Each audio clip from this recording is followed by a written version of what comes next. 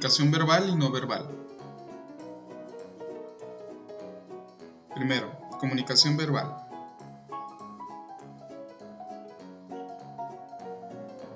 La comunicación verbal, también llamada comunicación oral, tiene la capacidad de utilizar la voz para expresar lo que se siente o piensa a través de las palabras.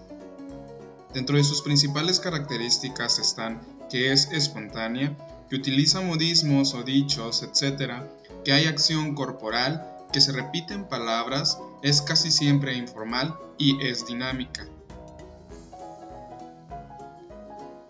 Uno de sus principales componentes es el lenguaje. Chomsky expone que el lenguaje es un conjunto finito o infinito de oraciones, cada una de ellas de longitud finita y construida a partir de un conjunto finito de elementos. Luria expone que el lenguaje es un sistema de códigos con la ayuda de los cuales se designan los objetos del mundo exterior, sus acciones, cualidades y relaciones entre los mismos. La Real Academia de la Lengua Española define el lenguaje como estilo y modo de hablar y escribir de cada persona en particular. El lenguaje puede interpretarse como un sistema compuesto por unidades llamados signos lingüísticos. La adquisición y uso de un lenguaje por parte de los organismos posibilita en estos formas peculiares y específicas de relación y de acción sobre el medio social. El lenguaje da lugar a formas concretas de conducta, lo que permite su interpretación o tipo de comportamiento. El lenguaje escrito corresponde a la transcripción gráfica de los sonidos de las palabras y podría considerarse como una manifestación del lenguaje verbal, ya que es a partir de este que aprendemos a dominar el lenguaje escrito. Se trata de fijar nuestro pensamiento y palabras en papel. Un signo es cualquier cosa que evoca o representa la idea de otra. Es un estímulo perceptible que un grupo de individuos relaciona naturalmente. Es un hecho perceptible que nos da información sobre algo distinto del objeto, persona o situación en sí mismo. Vayamos con la comunicación no verbal. La comunicación no verbal se refiere a todas aquellas señas o señales relacionadas con la situación de comunicación que no son palabras escritas u orales. Estas señas o señales son gestos, movimientos de la cabeza o corporales, postura, expresión facial, la mirada, la proximidad o cercanía, el tacto o contacto corporal, orientación, tonalidad de voz y otros aspectos vocales, el vestuario y el arreglo personal. Complementa la comunicación verbal para reforzarla, contradecirla, sustituirla, acentuarla y regularla o controlarla. El lenguaje no verbal está compuesto por todos aquellos elementos que acompañan al lenguaje verbal y es una convención social más o menos uniforme y estable. ¿Cuáles son las funciones de la comunicación no verbal? Repetir. O sea, la fuente simplemente repite lo que se ha dicho. Sustituir. Cuando el orador levanta las manos para pedir silencio, este acto no verbal sustituye la petición verbal. Contradecir. Cuando una persona dice "esto es de vital importancia", debemos estar muy interesados en ellos, pero su postura y expresión facial comunican que no tiene interés en el asunto. Complementar. Es apuesta a contradecir, ya que ésta amplifica el mensaje. Acentuar. Los actos no verbales sirven como puntos de exclamación, pues acentúan partes del mensaje verbal, o sea, aquello que considero importante y en lo que me gustaría que se prestara mayor atención. Regular o controlar. En las situaciones interpersonales, los actos no verbales pueden regular el flujo de la conversación.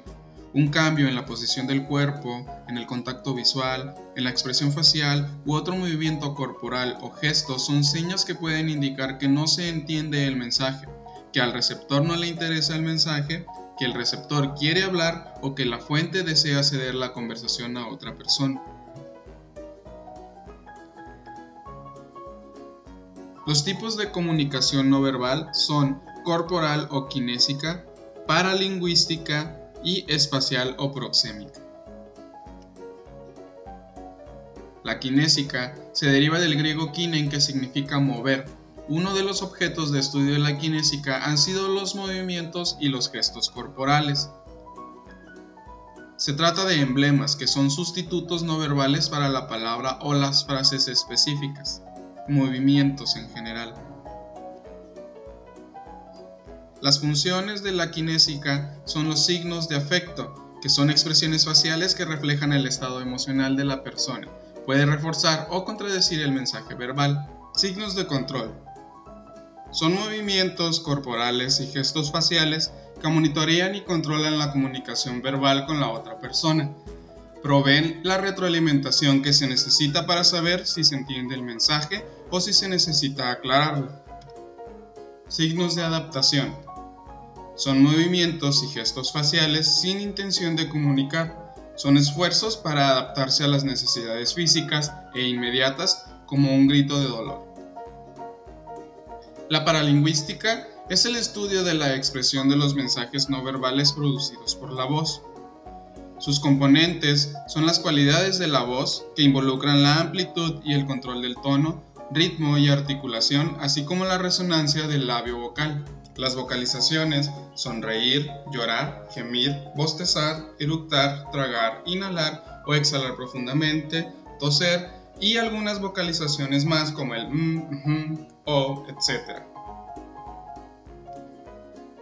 La proxémica hace referencia al estudio de la manera en que el hombre percibe, estructura, utiliza sus espacios personales y sociales. El espacio interpersonal es la rama de la proxémica que estudia las distancias o espacios entre las personas y cómo estos definen su relación interpersonal. Según Edward Hall,